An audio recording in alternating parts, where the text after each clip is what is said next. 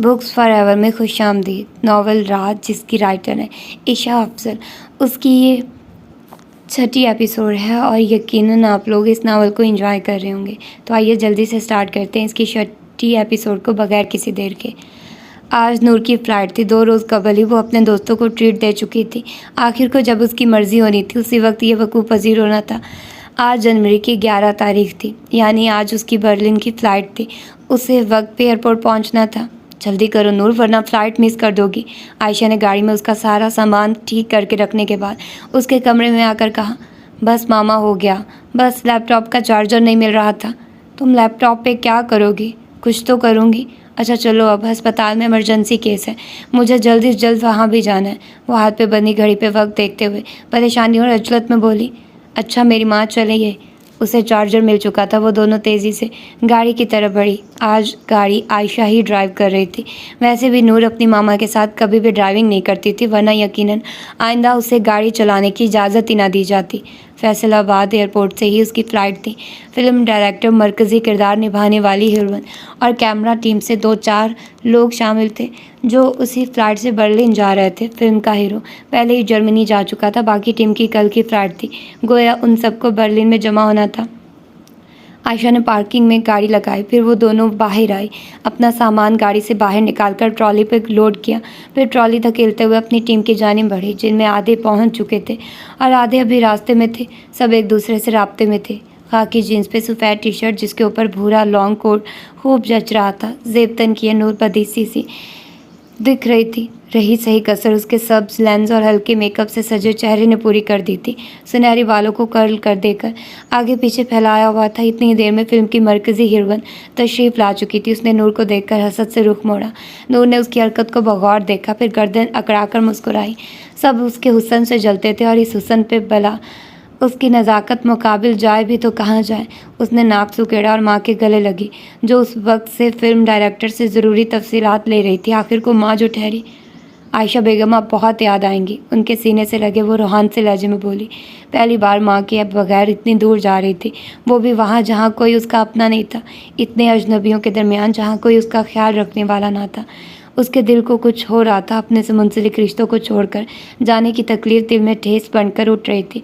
दिमागी ख्यालात तो कहीं बहुत पीछे जा सोए थे और ऐसे हालात में वैसे भी दिल सबकत ले जाता है। आयशा ने उसकी कमर पे थपकी देकर दिलासा दिया। उनका चेहरा भी उस वक्त मुरझाया हुआ लग रहा था। जानती हो नूर, मेरे पास तुम्हारे सिवा कुछ नहीं बचा, उन्होंने कई बार बोला जाने वाला अपना फिक्रा दोहराया। नूर ने उनसे अलग होते तेज़ी से सर हिलाया। तुम मेरा वाहिद असासा हो नूर, अपनी हिफाजत करना, क्योंकि नूर के अलावा कोई उसकी माँ के पास नहीं है। इस बार नूर ने उनकी बात अचक ली। आयशा उसकी चालाकी पे नम आंखों से मुस्कुराई। वो इमोशनल सीन में भी कुछ गैर संजीदा कर ही जाती थी। उसकी यही जिंदा दिली उन्हें पसंद थी। अपना ख्याल रखिएगा डॉक्टर साहिबा। माँ के हाथ अपने हाथों में थामकर उनको ताकीद की। जब तुम ज़्यादा दुखी या ज़्यादा खुश होती हो तो मुझे माँ कहना भूल जाती हो, उन्होंने उसे बावर करवाया, जिस पे वो शरारती सा मुस्कुराई। फ़्लाइट का वक्त हो गया। बोर्डिंग के लिए नाम बोले जाने लगे। उसका नाम बोला गया। आखिरी बार अपनी माँ के गले लगते उसने उन्हें अलविदा कहा। फिर भारी दिल के साथ वो दोनों मुतज़ाद सिमत में चल दी। 2 मुख्तलिफ राहों के मुसाफिर 2 मुख्तलिफ मनाजिल की जानिब बढ़ गए। जहाज़ ने उड़ान भरी और ये परवाज़ जर्मनी के सबसे गुंजान आबाद शहर बर्लिन में जाकर लैंड हुई।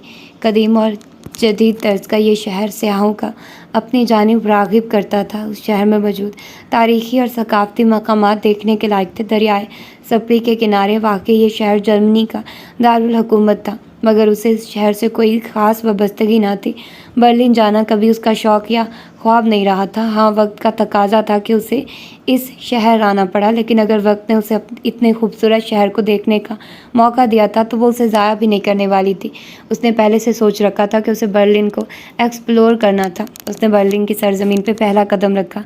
ऐन उसी वक्त हदीद आलम ने अपनी गाड़ी से बाहर निकलते एयरपोर्ट पे कदम धरा। बाहर हाथ में पहनी कीमती और महंगी घड़ी पे वक्त देखा। वही वक्त जो किसी आला या अदना घड़ी का मोहताज नहीं होता।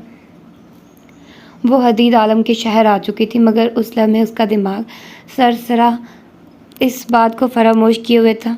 सरासर وہ اپنے پہلے سفر کے بارے میں سوچ کر پرجوش تھی۔ وہ جہاز سے باہر نکلی تو سرد ہوا کے جھونکوں نے اس کا استقبال کیا۔ سچ شکر تھا کہ عائشہ بیگم نے اسے لانگ کوٹ پہنا کر بھیجا تھا، ورنہ اس کو آتے ہی بیمار ہونا پڑتا۔ احتیاط کے طور پہ اس نے ایک بینی، خاص قسم کی ٹوپی سر پہ رکھی۔ سنیکرز کے ساتھ لانگ کوٹ اور سر پہ موجود یہ ٹوپی وہ برلن کی باسی لگ رہی تھی۔ وہ اس وقت بچوں کی طرح پرجوش سی ادھر ادھر دیکھ رہی تھی۔ آخر کو پہلی بار پاکستان سے باہر آئی تھی۔ اس کے چہرے پہ خوشی اور مسرت کے تاثرات واضح تھے۔ سارے اندیشے کہیں دور جا سوئے تھے۔ ایئرپورٹ کے اندر آتے وہ ڈینیل رچرڈ کی تلاش میں ارد گرد دیکھنے لگا۔ وہ اپنی ٹیم کے ساتھ ہی موجود تھی جب اچانک ایک لڑکی بھاگتے ہوئے اس کی طرف آئی اور جھٹکے سے اس کے گلے لگی۔ نور نے شوقی کیفیت میں ان حالات کو سمجھنے کی کوشش کی۔ نور میم میں آپ کی بہت بڑی فین ہوں۔ وہ لڑکی شدت جذبات سے اس سے لپٹے ہی بولی، اپنی پسندیدہ شخصیت کو دیکھ کر جیسے انسان اپنے حواس کھو بیٹھتا ہے، وہ لڑکی بھی کچھ ایسے ہی اپنے حواسوں سے باہر معلوم ہو رہی تھی۔ اب وہ اسے اس کی ویڈیوز کے بارے میں بتا رہی تھی کہ وہ اس کی ایک ویڈیو کتنی بار دیکھ چکی تھی۔ پھر وہ اس کی خوبصورتی کی تعریف کرنے لگی۔ نور کو حالات سمجھ میں آئے تو وہ دانتوں تلے لب دباتے مسکرائی۔ تو اس کا مطلب تھا کہ اس کی شہرت کے چرچے جرمنی تک پہنچ چکے تھے۔ دل ہی دل میں خود کو داد دی، گردن مزید اکڑ گئی۔ پاس کھڑی ٹیم کافی محظوظ ہوئی، یعنی ان کی فلم کی سیکنڈ لیڈ کافی مشہور ہو چکی تھی۔ یہ ان کے لیے مثبت بات تھی، لیکن فلم کی مرکزی ہیروئن ذرا ناراض سی دکھائی دی۔ وہ کن اکھیوں سے نور کو گھور رہی تھی۔ فلم ڈائریکٹر نے اس کے تاثرات دیکھے تو بمشکل اپنی مسکراہٹ دبائی۔ ایک تو یہ لڑکیاں کبھی کسی دوسری لڑکی کی تعریف برداشت نہیں کر سکتی۔ وہ ہلکی آواز میں کیمرہ مین ٹیم کے ایک فرد کے کان میں بڑبڑایا، مگر اسے کچھ نہیں کہا۔ وہ اپنی ہیروئن کو ناراض نہیں کر سکتا تھا۔ حدید عالم کے ساتھ ایک سیکیورٹی گارڈ موجود تھا، وہیں جس کے حالوں کا جواب حدید عالم کبھی نہیں دیتا تھا۔ ارد گرد نگاہ دوڑانے پہ اسے مطلوبہ انسان نظر آ گیا۔ میم کیا آپ میرے ساتھ ایک سیلفی بنائیں گی پلیز؟ وہ لڑکی جرمن نہیں لگتی تھی، لیکن حلیہ جرمنی کی لڑکیوں جیسا ہی تھا۔ وہ ان کے ثقافتی لباس میں تو ملبوس نہیں تھی، مگر کالے کھلے جینس کے پاجامے کے ساتھ تنگ سفید ڈریس شرٹ اور اس کے اوپر بلیک جیکٹ پہنی ہوئی تھی۔ شور ڈیئر، نور نے مسکرا کر اس کے ساتھ مختلف پوز بناتے سیلفیز بنوائی۔ ڈینیل رچرڈ سے ہاتھ ملا کر اس نے جرمن میں ہی اسے خوش آمدید کہا، جس پہ وہ خوش ہوا۔ اس بار حیرت انگیز طور پر حدید عالم اسے لینے آیا تھا۔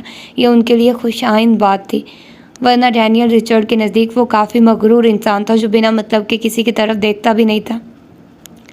ٹیم ممبرز اپنی کچھ تصاویر بنا کر ہیش ٹیگ کے ساتھ اپنے اپنے اکاؤنٹ پہ چسپاں کرنے لگے۔ ڈائریکٹر نے نور کو چلنے کا اشارہ کیا، جس پہ وہ اس مداح کو الوداع کہتے آگے بڑھی۔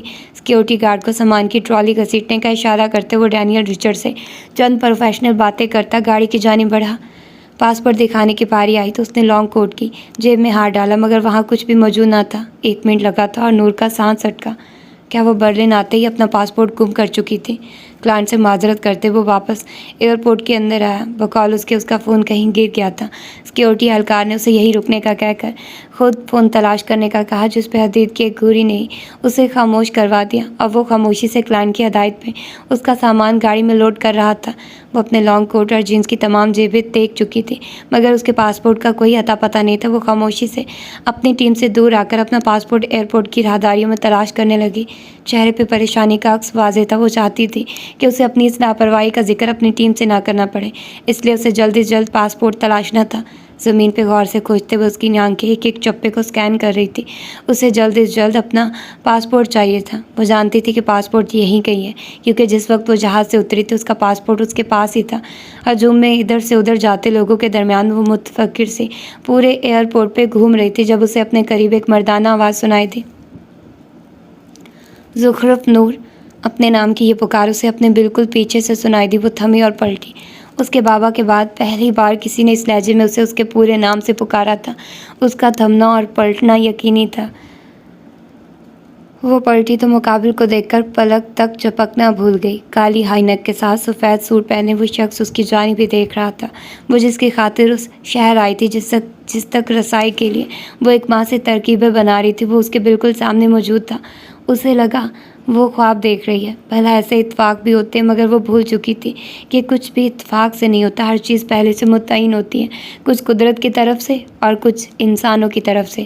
حدید عالم کا چہرہ نرم سے تاثرات لیے ہوئے تھا۔ چند لمحے اسے دیکھنے کے بعد وہ دھیمی آواز میں گویا ہوا، یہ پاسپورٹ آپ کا ہے؟ وہ شائستہ انگریزی زبان میں مخاطب تھا، لہجہ بالکل برٹش تھا، جبکہ نور، وہ تو ابھی تک سن کھڑی تھی۔ آپ زخرف نور ہیں؟ ایک نگاہ پاسپورٹ پہ ڈال کر دوبارہ اس کو دیکھتے ہوئے پوچھا۔ گویا ان دونوں چہروں کی پہچان ایک ہی شخص سے منسلک تھی۔ کمال کی اداکاری تھی۔ اگر وہ جان جاتی تو یقیناً اس کی ایکٹنگ کی مداح ہو جاتی۔ ہاں یہ میرا ہی پاسپورٹ ہے، اٹکتے ہوئے اردو میں کہا۔ اتنے بڑے صدمے کے بعد اس کی زبان سے شائستہ انگریزی تو نکلنے سے رہی تھی۔ کیسا انسان تھا وہ جس کے سامنے زخرف نور کی زبان ہکلا گئی تھی۔ حدید کے پاسپورٹ اس کی جانب بڑھانے سے قبل ہی اس نے اس کے ہاتھ سے پاسپورٹ اچکا، گویا حدید عالم اس کا پاسپورٹ لے کر بھاگنے والا ہو، جس پہ حدید نے اچنبھے سے اسے دیکھا، پھر دھیمی آواز میں جرمن زبان میں اسے بے وقوف کہنا اپنا فریضہ سمجھا۔ دور کھڑی اس کی ٹیم دور سے ہی اسے آوازیں دے رہی تھی، ان کو 1 منٹ میں آنے کا اشارہ کر کے وہ واپس حدید عالم کی طرف متوجہ ہوئی۔ تھینکس اے لاٹ، اس نے مشکور نگاہوں سے اسے دیکھ کر کہا جو اس کو ہی دیکھ رہا تھا۔ نہ جانے وہ کس چیز کا شکریہ ادا کر رہی تھی، اس کا پاسپورٹ ڈھونڈنے کا یا اس کے اچانک سامنے آ جانے کا؟ پتہ نہیں کیوں لیکن زخرف نور کو اس تک رسائی اب مزید مشکل لگ رہی تھی۔ نو تھینکس ٹو سے می تھینکس، اس کے چہرے سے نگاہ ہٹائے بغیر جواب دیا۔ وہ اس کے جواب کو سمجھنے کی کوشش کیے بغیر ہی مڑ گئی، چند قدم آگے بڑھی، پھر پلٹی، اس بار آنکھیں سکیڑ کر ایک بار پھر غور سے اسے دیکھا۔ آنکھیں اس منظر کو دماغ تک پہنچا کر اسے برتا حیرت میں مبتلا کر رہی تھی۔ اسے ابھی تک اس بات کا یقین نہیں آ رہا تھا کہ وہ حدید عالم ہی ہے، وہی حدید عالم۔ ایک آخری نگاہ اس پہ ڈالتے پلٹا، اس کا شوق بھرا چہرہ دیکھ کر ابھرتی ہنسی کو اس نے کیسے روکا تھا یہ وہی جانتا تھا۔ پلٹ کر وہ گہرا مسکرایا۔ دور کونے میں کھڑی اس لڑکی نے اس کو اپنی جانب دیکھتا پا کر ہاتھ ہلایا، جس پہ اس نے سر کے خم سے اسے داد دی۔ وہ وہی لڑکی تھی جو جرمن نہیں تھی لیکن نوعیت سے جرمن لگتی تھی۔ واپسی کے قدم بڑھاتے حدید عالم کے ذہن میں ایک دن پرانا منظر ابھرا۔ تمہیں ہر حال میں کل اس لڑکی کا پاسپورٹ میرے حوالے کرنا ہے۔ اس لڑکی نے اس کی بات پہ اس تصویر کو غور سے دیکھا جو حدید عالم کے فون میں موجود تھی۔ یہ لڑکی پاکستانی ٹک ٹاکر ہے، اب تم جانتی ہو ایسی لڑکیاں ایک تعریف کی مار ہوتی ہیں۔ وہ سپاٹ لہجے میں بولا۔ سمجھ گئی، ہو جائے گا باس۔ منظر چھٹ گیا۔ وہیں اس لڑکی نے اپنی کامیابی یاد کرنا چاہی۔ جس وقت وہ نور کے گلے لگی وہ جانتی تھی کہ وہ حیران ہوگی اور اسی حیرت میں وہ محسوس بھی نہیں کر پائے گی کہ کوئی اس کی جیب سے کچھ نکال رہا ہے۔ اس نے بس یہی طریقہ اپنایا، کسی کو اتنا شوق دو کہ وہ بھول ہی جائے کہ شوق میں اس کے ساتھ کیا ہو گیا۔ یہ کسی کو بھی ٹرک کرنے کا سب سے آسان طریقہ تھا اور اس نے وہی استعمال کیا۔ صحیح کہتے ہیں باس، یہ ٹک ٹاکرز واقعی کافی بے وقوف ہوتے ہیں۔ وہ لڑکی سر جھٹک کر اپنی کامیابی بنانے باہر کی طرف چل دی۔ حدید عالم نے زخرف نور کے سامنے آ کر اس کا سارا سکون غارت کر دیا تھا اور یہ بات وہ بخوبی جانتا تھا۔ ویسے یہ تو ایپیسوڈ بہت ہی چھوٹی ثابت ہوئی ہے، مطلب مجھے لگا تھا کہ اس ایپیسوڈ کے مجھے 2-3 پارٹس بنانے پڑیں گے، لیکن خیر جب ایک ایپیسوڈ میں نے سوچا کہ ڈیلی بیسس پر آپ لوگوں کو دیا کروں گی، ایک ایپیسوڈ کا مطلب ایک پوری ایپیسوڈ جو رائٹر لکھتی ہیں، میں تو آپ لوگوں کو ایک ایپیسوڈ کی 2 ایپیسوڈ بنا کر پرووائڈ کرتی ہوں، تو انہوں نے 12 منٹ کی ایپیسوڈ دی ہے، تو مجھے بھی آپ لوگوں کو 12 منٹ کی ہی ایپیسوڈ پرووائڈ کرنی پڑیں گی۔ تو پھر ملتے ہیں اس کی اگلی ایپیسوڈ میں، اپنا ڈھیر سارا خیال رکھیے گا۔ اللہ حافظ۔